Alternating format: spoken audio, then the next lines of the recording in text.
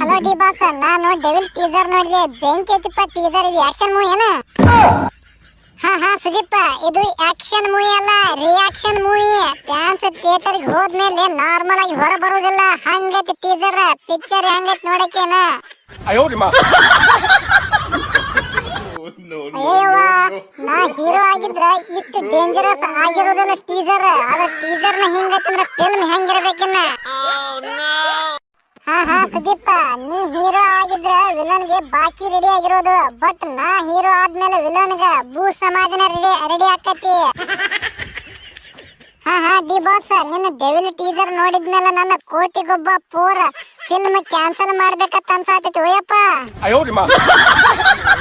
ಹಾ ಡೆವಿಲ್ ಬರೋರಿಗೆ ಮಾತ್ರ ಎಲ್ಲರ ಹವಾ. ಡೆವಿಲ್ ಬಂದ ಮೇಲೆ ಡೆವಿಲ್ ದೇ ಹವಾ. ಹಾ ಡಿ ಬಾಸ್, ನೋಡು, ನಮ್ಮಿಬ್ಬರ ಫ್ರೆಂಡ್ಶಿಪ್ ಬೇರೆ ಲೆವೆಲ್.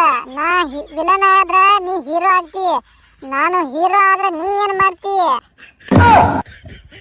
ಹಾ ನೋಡ್ತೀನ, ನೀ ಹೀರೋ ಆದ್ರ ನಾ ವಿಲನ್ ಹಾಕನ್ ಬಿಡು. ಯಾಕೆ ತಲೆ ಕೆಡ್ಸ್ಕೊತಿ? ಹಂಗ ನಮ್ಮ ಡೆವಿಲ್ ಟೀಸರ್ ನೋಡೋದು ಯಾರು ಮರಿಬೇಡ್ರಿ.